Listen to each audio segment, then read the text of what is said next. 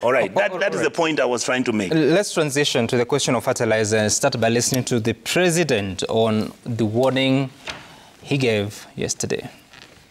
Kuna kampuni moja inaitwa KL sijui nini. Nimesema hawa watu, number one, kama kuna fertilizer mkulima amenunua na sio correct, huyo mkulima lazima akuwe compensated, apatiwe fertilizer ingine free of charge. Na wakora wote mambo yao ni matatu. Every farmer will get the correct fertilizer, na wale watu wachache, kwa sababu kuna wakora ambao wanataka kuhujumu hiyo kazi ya muhimu ya kuzalisha chakula. Nilisema na narudia nikiwa hapa West Pokot. Si mambo ni matatu? Wakora wajipange. All right, but also the Cabinet Secretary for Agriculture is still saying, not quite fake. Listen. We do not have fertilizer that you would say is fake. What KEL has failed is the standard. The standard set out in the Kenyan market is what they have failed by producing a fertilizer that has an efficient or plus or minus 3. I didn't get that. We'll hear the chairman what he has to say. He was there. Can I help live, first? But first. Let me help, Chairman. No, first. There's a conflict in the numbers. Deputy President thinks 50,000 bags are in the market. The Agriculture Cabinet Secretary thinks, not that high. Listen. We have imported over 4 million bags of fertilizer. So only 50,000, we got a crooked supplier. Just the way you have a few people here in prison. Whatever figures you hear out there from anyone with the contempt that they deserve, the true position of the number of bags of fertilizer that were the batch that did not meet the standard, the standard is 3,000 bags. The 3,000 bags, we've been able to identify them. We are ready to ensure we do a follow-up of the farmers that bought the 3,000 fertilizers. All right, so we've heard a lot that we should treat any other figure with contempt it deserves. Chairman. Sami, could I add some information to the chairman? So that he responds together? Yes. Okay. I want to inform chairman that from our investigations in the Senate, we discovered that actually the fertilizer we are talking about was brought from Tanzania. Okay, that fertilizer is from a place called Bukoba. It is actually fake. Nobody has ever done scientific analysis to know whether it's going to be CAN, DAP. You know, some I'm a farmer in Kitale, so I've dealt with these fertilizers. So what happened is somebody went and the guy who was arrested went to Tanzania, went and bought that fake fertilizer. It is actually, they dig soil, which is in the caves. Those caves in Tabora have got a lot of bats, you know, bat stuff which has come out. That is what they were mixing up, and they're putting in gunias and bringing it. So which one is this? Is this the by KEL chemicals, or is it the JPC one? The one, what do you call it? What do you call it this one? This one knows. You know? SBL Innovator what? No, you are giving him new information. Yes, the information, the KEL chemical one. The one, this fertilizer that has come from Tanzania, nobody is mentioning it. Because that fertilizer in Tanzania goes for 1,500 a bag. Which one is that? Is it NPK? There is, you remember those bags which these people have been displaying? Because there has been two. There's one, yes, GPC by SBL Innovate. That's right. Now, the next one is called what? There's NPK. NPK, which by is... KEL Chemicals. Thank you. With different ratios. Which is owned by a team of individuals who then went to Tanzania to buy this stuff, and that's where they brought it from. Team of individuals, who are they? But the guy who was arrested, you know him? His name, please? The fellow, what is this fellow who was the supplier? Is it Mr., you know him? I can Google the name. He was arrested. Huh? Who? I'll Google the name for you just now. Please find the name, because... So I'll give you the name. So the scenario that I want Chairman to deal with, that's why you see there's a confusion between, is it fertilizer that Honorable Gachagua is talking about, the 5 million bags, whereby he's saying 50,000 bags are the ones which are All right? Or is it that the fertilizer which the president is talking about? My argument is people went and brought fertilizer from outside the country, brought it in, then were selling it at that cheaper price, pretending that it was actually being sold at the same price, which was 2,500 as the government had announced. Number two, the fertilizer that you have that is creating a problem, every farmer was registered. Every farmer had a number and had a number of bags that he was supposed to get for the farms. What basically happened, there are individuals other than, again, and I'm sure Chairman also has this information, other than this fertilizer coming and it was poor quality, some of these fertilizers are actually being taken out of the country for sale to Uganda. Okay? So the reality you have is here's a government project which was extremely successful, which all of us had given the credit. Who is taking it? The farmers or who? Or individuals, dealers. You know, this thing is a deal which went sour. The reason why, anytime you see some people fighting about something like this, these are individuals who are fighting about who got his kickbacks and who didn't get. That's when this thing lipokas. Okay. If it doesn't lipoka, people share the money and the story is finished. Right now, what you see, these guys are just fighting. To get away with this. These guys are fighting about the deals, or there are individuals who are collecting the fertilizer. Some of them are not farmers. Some of them were just traders, and they were forwarding and selling this fertilizer to any other country that would. Would you have the figures? As far as I want to mention here, I don't have the details, but what I'm saying is this is what we have been discussing at the Senate. All right. And that's how we understand this scam. All right. This is a scam. Chairman, in the absence of information, then speculation must thrive, and you can't control that. But from the presentations you had yesterday from the Cabinet Secretary, so what do we know about the presence of fake fertilizer in the country? Whatever it is, the numbers, who is doing it? What we know is that there are two companies in Kenya which have landed fertilizer that is not does not meet the quality mark into the market. One of them is not being distributed as subsidy, and it is very important for Kenyans to know this. That the one by SBL Innovate is not a subsidy fertilizer. It may be following the channels that subsidy fertilizer is following, but it is not a subsidy. And it is marked, it was being sold as an organic fertilizer, but then, of course, yesterday we heard that it is also a conditioner. That is now turning out to be a conditioner. Is it? Conditioner is the one that moderates the situation of the soil, not necessarily ending any, so that's having what you've any heard. serious nutrition. Is it? What was presented to KEPS was an organic fertilizer. They did the analysis, and they have given us a report, and the report indicates that this qualifies, the same commodity qualifies, because they have done the detailed analysis for the macro elements, the volume of, the proportion of the organic matter, and the micro elements, and even others. And we have a comprehensive report on that, which therefore qualifies this as an organic fertilizer that can boost production, especially for our top dressing, because it has more of nitrogen, and as a soil conditioner in terms of improving the texture of the soil, the state of the soil itself. So if it is a sandy soil, it meets the standards of a soil conditioner. It meets the standards of a soil conditioner as an organic fertilizer. You know, organic fertilizer comes in to try and modify the soil. If the soil has high leaching capacity, it allows water to pass through very fast, then contains the water around the crop so that the crop can grow. So organic fertilizer is used for improvement of the soil texture as it adds the nutritional value to the crop. And that is the product by SBL That was the Innovate. initial product by SBL Innovate. Yes. But what SBL Innovate again distributed after they got the mark of quality, from what we have gotten, is that they went further and under the 51 African diatomaceous company, packaged diatomite and sold this diatomite through the SVB system. That is fraudulent. Diatomite does not have any, sufficient nutritional value. It has very little of organic matter, in fact, less than 15%. it has no significant amount of the major elements that require NPK.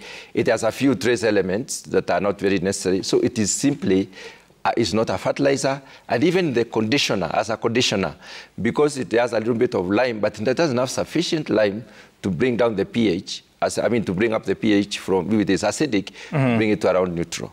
So it is fake. It is fake. But that is not being distributed as a subsidy. It is very important for Kenyans to know. Secondly, it's not being sold as a fertilizer, it's sold as a booster of some kind, or some conditioner, but then distributed as SCB. Let me go back to the fertilizer by KL Chemical Industries. KL Chemical Industries has a long-standing history of chemical production, produces several brands of fertilizers. We have like 1717. It produces that 1717 can be used for top dressing and even for planting.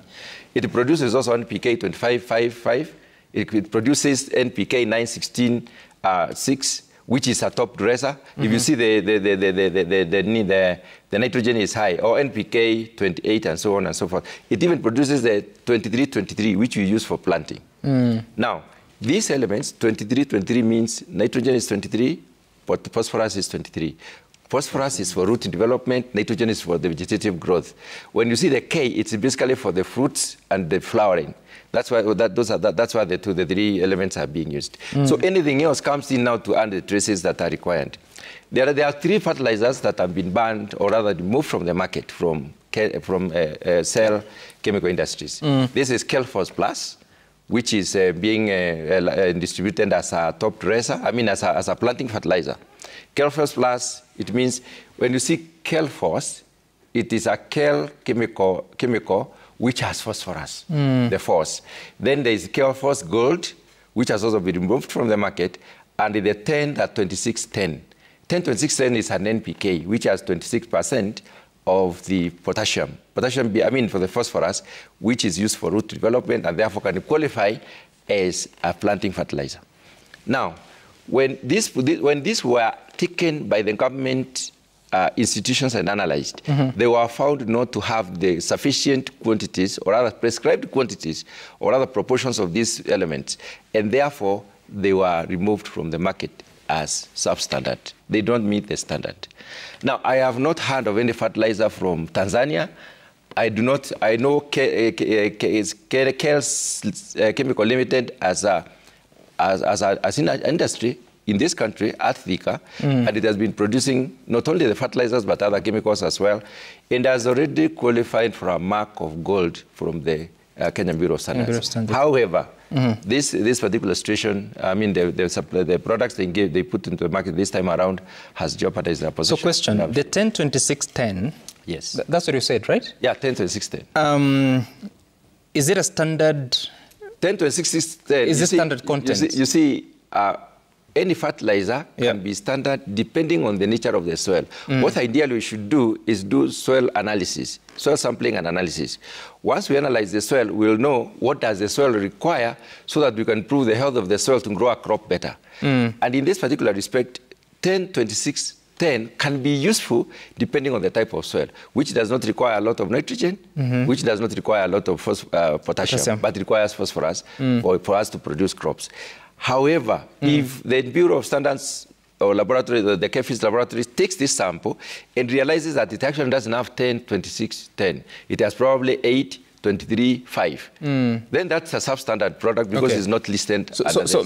Meaning being NPK 10-2610 is not a problem on its own. The problem is saying it contains, but it doesn't. Exactly, yeah. All right. So do you know how much of that has been distributed? We do not have the actual figures. Once this fertilizer was withdrawn from the market, the farmers were advised to go to NCPB outlet where they bought, register the amount of fertilizer they have used, and return what they have not used. Does that sound normal to you? For a country where you're using a system to distribute fertilizer, you can actually trace how much has come in, how much is going out, and to who? It is possible to trace how much farmers have bought. If you call farmers to go back to NCPB... No, do you have to call them, or there's a system? How does NCPB work when it's selling this fertilizer? Does it not have a system? upon importation, SPB takes the distributorship. Yes. They have SPB stores across the country, and they have also opened satellite stores to get nearer to the farmers to reduce on the cost of transportation. So it is possible to know how much fertilizer has gone to each, and we have that data. They brought us the data yesterday of all the outlets and how much fertilizer had gone to all those outlets. And if we can even break down this data to what types of fertilizer have access to what outlets. So it's possible to know where 10, 26, 10 went. And then it is possible to know the amounts that were taken there and then the amounts that were offloaded to the farmers. And therefore, it is possible for the farmers, when they are told to go and they register back. I mean, report back how much they have not used. It is possible to quantify how much of this fertilizer has been used. So you're telling me that it's possible to trace how the stock is flowing up to the farmer? It's very possible. So why be in this situation that we do not know how much of this has been sold to the farmers, yet we have a system? It is not possible not to know. When it comes to figures, I think we took the CS to task on figures because they are speaking. There's a little bit of double speak, and we needed to know exactly why. Are we talking about 3,000 or 50,000 or 20,000? But then the answer was that finally we shall get the figures after the farmers have been able to report what they bought. And it is possible for us to now quantify and follow the process of compensation. Have the farmers been adequately compensated? And you see, the danger we are in is that already we are losing on the rains, so we are getting late. And even if they are compensated, the compensation should go further than just refund on the fertilizer board. Chairman, you said something very interesting. You're telling me that it is not possible not to know. Meaning it is not possible not to know. Meaning it's possible to know. Precisely, that's what I'm saying. Okay. So, sorry, let me hear from Honorable Madenge, because unfortunately, we're dealing with, it should be a fairly simple issue, because the moment whoever it is at the Ministry of Agriculture, or even at the government level, decided we need subsidized fertilizer, they knew too well what was needed. They knew too well the quantities that were needed. When you get to a situation that figures are not clear, the Deputy President has his own figures. The Cabinet Secretary has been denying there's existence of fake fertilizer, still denies, but saying there could be an issue with some few. But before he answers, let me tell you something. Yeah. I think the Deputy President was speaking on a totally different issue, important fertilizers, and what could be substandard out of the important. The CS was talking about the impounded, locally produced fertilizer from this Kels chemical. But what was your question, Chairman? What was the question to the Cabinet Secretary? The question was, this fertilizer which was withdrawn from the market, how much was it? That was the question. But I don't know how much was ordered. That is the question that we are still following, because we asked for more specific figures to tell us. Okay. Sam, yeah. I want to pick on two bodies in this country, the Kenya Standards Council and the Kenya Bureau of Standards. It is true that we will have different varieties of NPK at the same time of the season, depending on the region where the fertilizer is going to be sold and the condition of the soil in terms of the composition of the macro elements, nitrogen, phosphorus, and potassium. However, then that clarity needs to be available to the National Cereals and Produce Board at the point where fertilizer is being received and distributed to the different regions. In the same region, in Nyeri, there are some soils that are acidic and there are some soils that are alkaline. So we will be applying lime in one region and gypsum in another region, in the same county. And therefore the question of our soil map and how then that links with the standards that are developed. And these standards should not be left for long before they are being reviewed. Because once we've grown, like coffee, for example, you'll find in certain areas we are applying gypsum, in other areas we are applying lime. The advisory that needs to go to government bodies that are in charge of implementation, in terms of then the guardians of the standards, we need improvement. The second one is surveillance, quality control. Sam, in this country today, KEBS does give the standards for the importation of fertilizers. We do not have a body, dedicated body, for quality assurance post-market release. And that is one huge gap that the current scenario has exposed and we need to address. In terms of the numbers, there's the figures that have entered the country as importation under fertilizer, whether subsidized, because the private sector is still playing its role in providing inputs. So we can be able to tell that at this point in time, this is the amount of fertilizer imported. And we can be able to say out of that, then from the specific type of fertilizer then that is in question. When a cabinet secretary is not able to answer those questions, what are Kenyans supposed to make of that? Yes, constantly, including in parliament, including by our majority leader, we have said that there are some people in government who do not seem to have a comprehensive understanding of the dockets that they are holding. And 1.5 years later of the Kenya Kwanza government, I believe it is time to evaluate the performance of each of these people, and where changes need to be made, changes must be effected. You think that's what CS Linturi is suffering? Clearly, when we look at CS Linturi and we listen to the National Cereals and Produce Board, there's a disconnect. The information that is coming from the same ministry on the same subject is not coherent.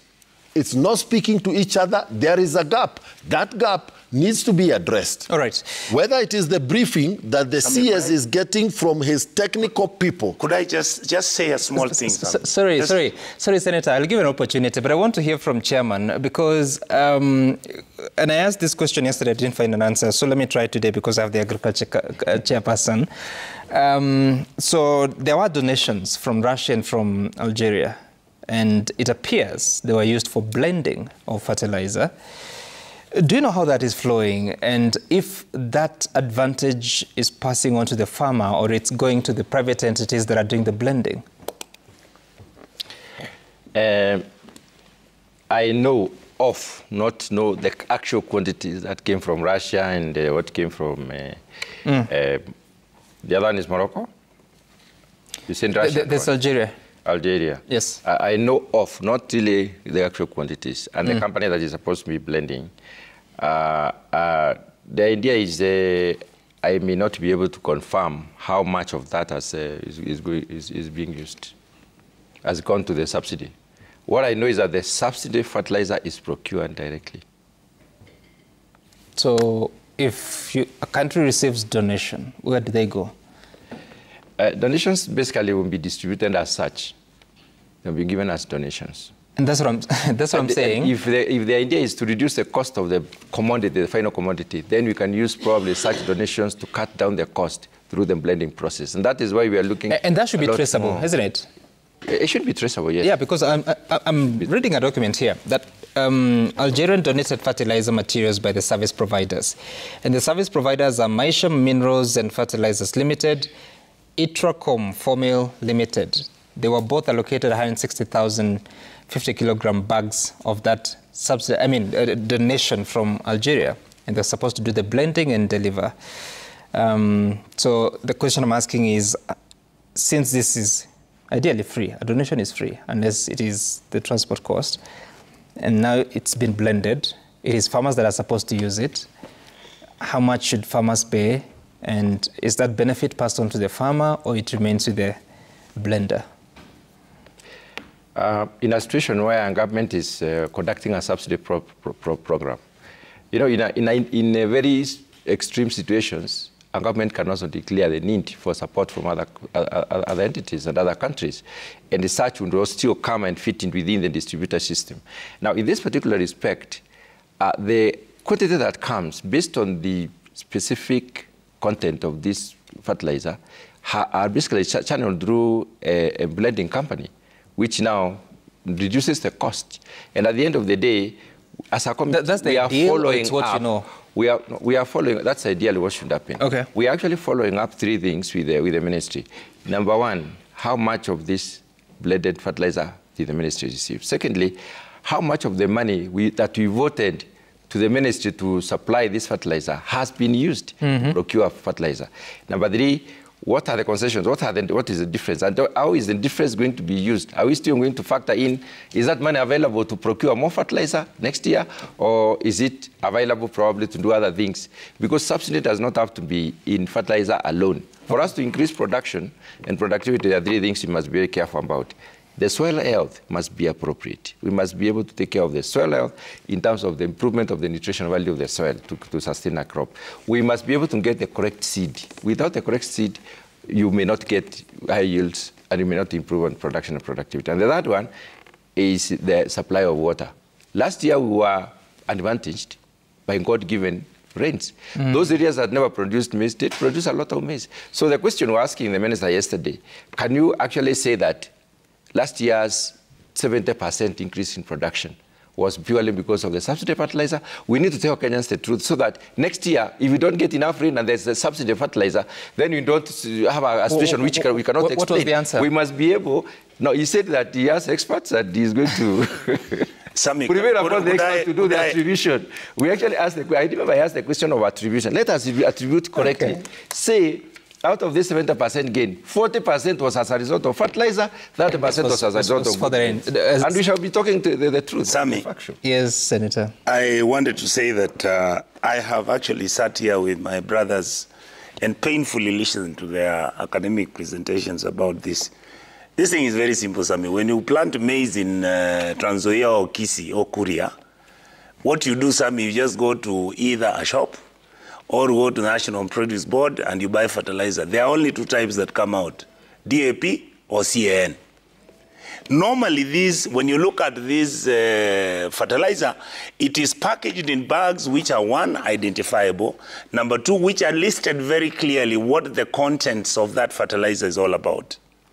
Historically in our country, there has never been a scenario where fake fertilizer was sold except about 10 years ago.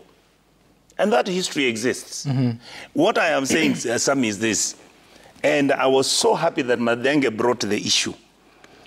The problem with our country is that, number 1, our standardization has failed.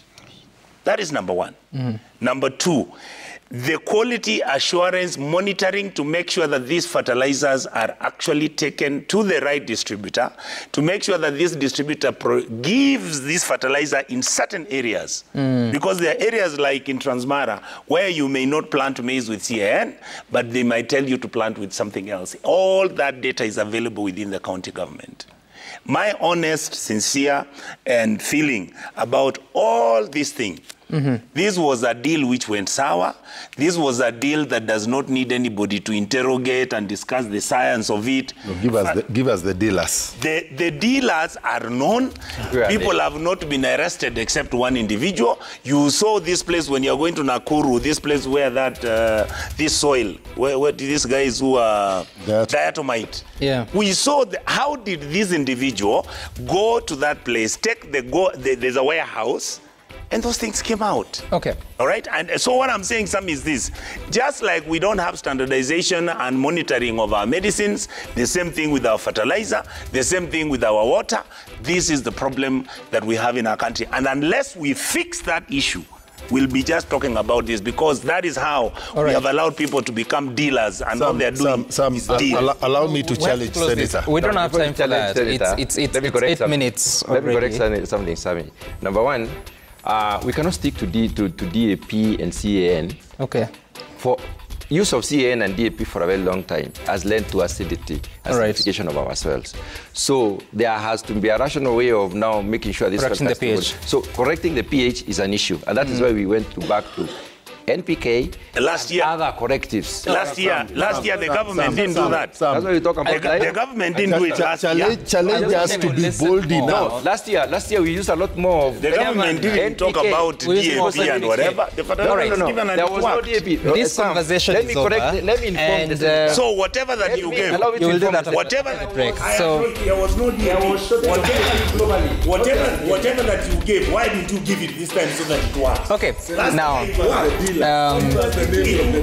the gentleman will have it out after the end of the show. Sorry, your mics are not on. Last year it worked. Chairman, your mic is Why not on. didn't you do what you Senator, your mic is not on, so nobody can hear you. So KMPDO, I got a message here from Dr. Miskela, who is the Deputy Secretary General of the KMPDO, and he says in the Nyeri County situation, they have not paid the CBA 2017 basic salary rates.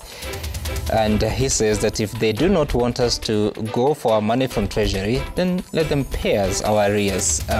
So it sort of works against what Honorable Mathenge was saying here, that Nyeri County has implemented the CBA to the letter. That's our time here on this conversation. Up next is Matters Social with Safin Acheng Oma. Bye for now. Thank you, gentlemen, for coming.